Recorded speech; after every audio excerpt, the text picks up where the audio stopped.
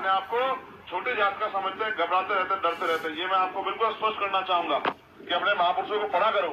जैसे सदगुरु रविदास जी महाराज ने कहा, रविदास जन्म के कारण होत न कोई नीच, नर को नीच कर डाली है ओछे क्रम की प्रीत। कि कोई जन्म के कारण, जाति के कारण नीचा नहीं होता है, आदमी कर्म के कारण नीचे होता है। हमारे यहाँ देश में जाति व्यवस्था है, जाति के आधार पे कुछ लोग ऊंचे हैं, जन्म के आधार पे कुछ लोगों को नीचा कहा गया है। बाल प्रजापति, कश्यप, सैनी, जाट, साक्य, मौर्य, कुशवाहा, सैन, विश्वकर्मा के और 5 चमार, वाल्मीकि, पासी, धोबी, कोरी, खट्टी के लोगों को लगता है कि भाई हम तो जात के आधार पर नीचे हैं, हमने तो बुरे कर्म किए होंगे।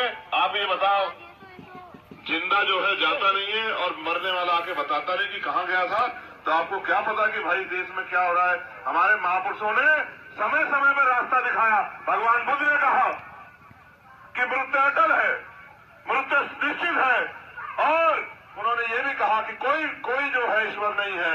उन्होंने इस बात को स्पष्ट किया, आपो दीपक भव, अपना दीपक स्वयं बनो। अपने रास्ते तरक्की के हों या गुलामी के, आपको तय करना है। सुबह 2 घंटी बजेगी, एक मंदिर की और एक स्कूल की। आपको तय करना अपने बच्चों को कहाँ भेजना और आपको कहाँ जाना है। तो बाबा साहब अम्बेडकर ने हमें रास्ता दिखाया, और उन बाबा साहब अम्बेडकर के विचारों का कत्ल करके आज हम सोचते हैं कि हमारी तरक्की हो जाएगी। बाबा साहब ने अपने 4 बच्चों की कुर्बानी देके, मेरी माएं बैठी हैं, एक बच्चे को नखून कट जाए ना तो आप रो पड़ोगे, आपकी आंखों के आंसू नहीं थमेंगे।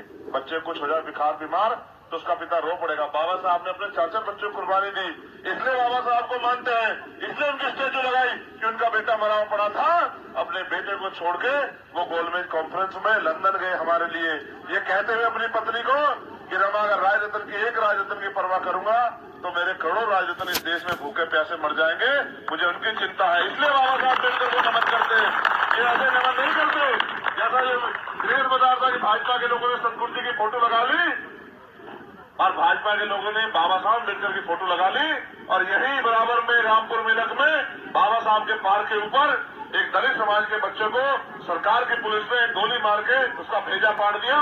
उसकी मां चिल्लाती रही, उसका 17 साल का बच्चा जो 10वीं में था उसकी जान ले ली, और 2 बच्चों के पैर में गोली लगी। और जो ऐसी गांव की महिला विरोध करने आई, कोई महिला ऐसी नहीं छोड़ी जिसको पीटा ना हो पुलिस की लाठियों। ये बाबा साहब की फोटो लगा के, बाबा साहब सतगुरु रविदास जी महाराज की फोटो लगा के, भगवान वाल्मीकि महाराज की फोटो लगा के, गुरु नानक देव संत कबीर की फोटो लगा के, महापुरुषों की फोटो लगा के बहुत सारे लोग आएंगे, लेकिन जो उनके विचारों पे नहीं चलेगा वो सिर्फ उनका फायदा उठाने का काम करेगा। आज भी हम अपने महापुरुषों के आंदोलन को सींच रहे हैं। मेरे भाइयों बहनों, इस बात पर गौर करो कि बाबा साहब ने बहुत दिन पहले कहा कि political power is the master की, और साथ साथ ये भी कहा कि जिस समाज का व्यक्ति, जिस समाज का युवा जीते जी समाज की लड़ाई नहीं लड़ता, वो जीते जी भी मरे हुए के समान होता है। और जिस समाज का युवा, जिस समाज का व्यक्ति अगर लड़ते लड़ते मर भी जाता है तो अमर हो जाता है, आने वाली पीढ़ियां उसको याद करती है। उन्होंने ये भी कहा, राजनीति में हिस्सेदारी नहीं करोगे, इसका सबसे बड़ा दंड ये होगा कि योग्य लोग आपके ऊपर शासन करेंगे।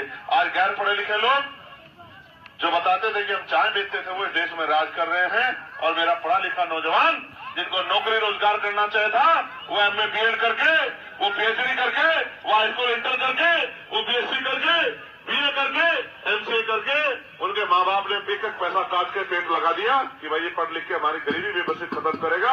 माँ ने अपने सपने मार लिए, पिता ने अपनी खुशियां मार ली, अपनी सुख सुविधाएं मान ली कि मेरा बेटा कुछ करके दिखाएगा। आज वो पढ़ा लिखा नौजवान सड़कों पे घूम रहा है, कोई पूछने वाला नहीं।